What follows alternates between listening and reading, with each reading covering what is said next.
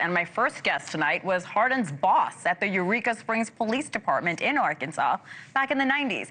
Retired police chief Earl Hyatt says Hardin resigned because he learned Hyatt was going to fire him for excessive force and falsifying a police report. Chief, great to have you. Thanks for joining me tonight. Yes, ma'am. You have insight that most people don't. I want to start with, what was your reaction when you learned that Hardin escaped? Well, I was pretty surprised. You know, it wasn't somebody that had crossed my mind for a while, but when he escaped, I was shocked, and then I was thinking, well, I hope they catch him quick. They haven't thus far, but like Xavier said, they're confident that they will. You were Hardin's boss at the Eureka Springs Police Department. You've said you were going to fire him before he wound up resigning. Did he ever threaten you over that? Were there other alarming things that you were aware of that bothered you while you were police chief? Well, I was chief at that department for about 6 weeks before I was going to fire him. It was something I knew I was going to do when I went over there. I just had to get a paper trail. But I started there in August, and he was fired, or he resigned in October. And, you know, when I did fire him, I had 2 other officers standing in my office with me because he is so volatile. And, you know, he obviously was losing his temper. But he did comply and gave up his weapon and did leave. But later on, he became police chief of a small town of Gateway. I've learned Gateway is only about 30 minutes from Eureka Springs.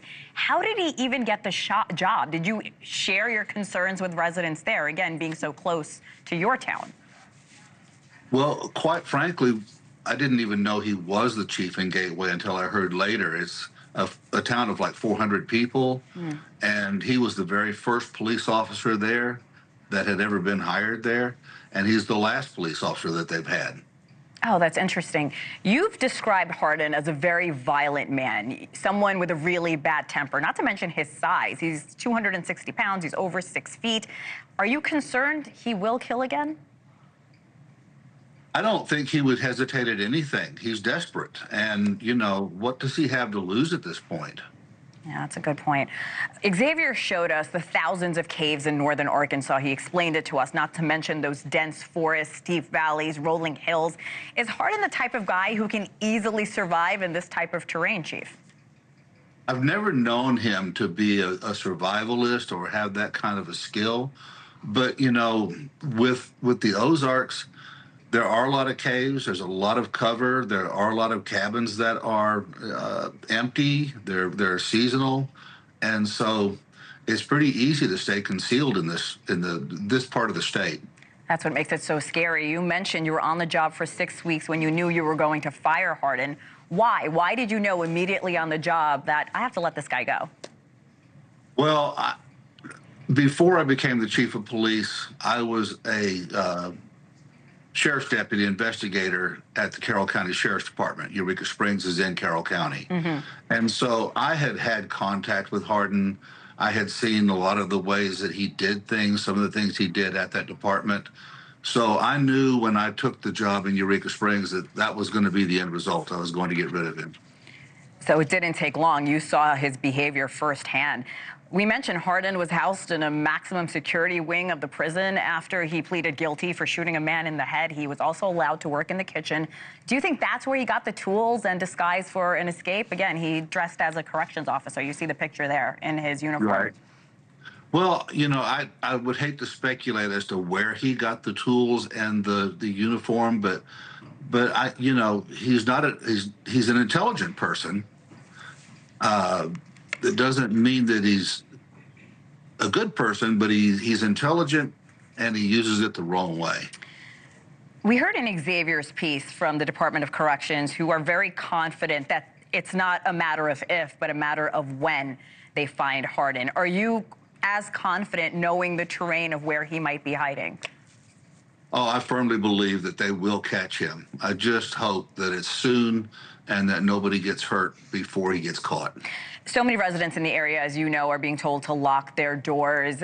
Just be very careful. Is this fear warranted? Yes. Yes, it is. Tell me why. Because he is a violent person. He shot a man for no reason in the face.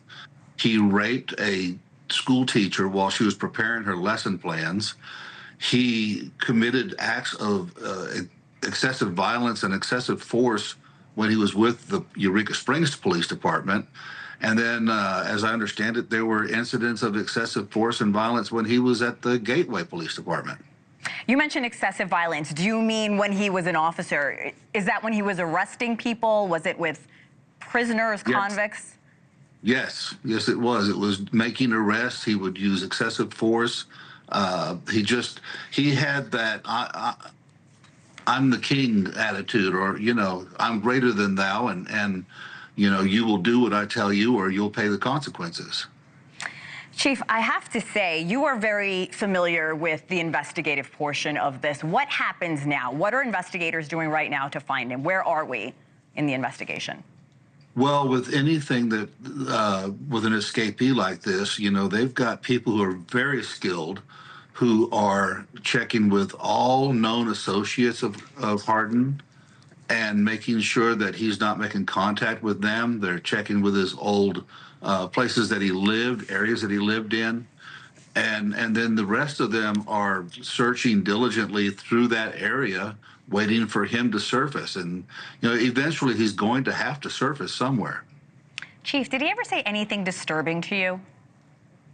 To me? Mm-hmm. He said things that disturbed me. I cannot remember exactly what they were. Were they violent? Were they threatening?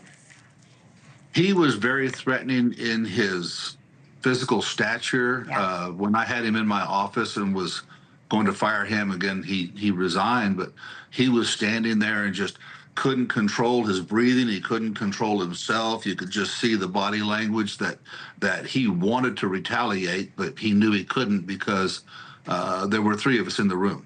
Yeah, thank goodness for that. Again, Chief, you have provided so much insight that not many people have on this man. Chief Earl Hyatt, thank you again for coming on.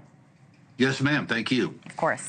Thank you for watching. Subscribe below and download our NewsNation app right now on your phone, and you will get fact-based, unbiased news for all Americans.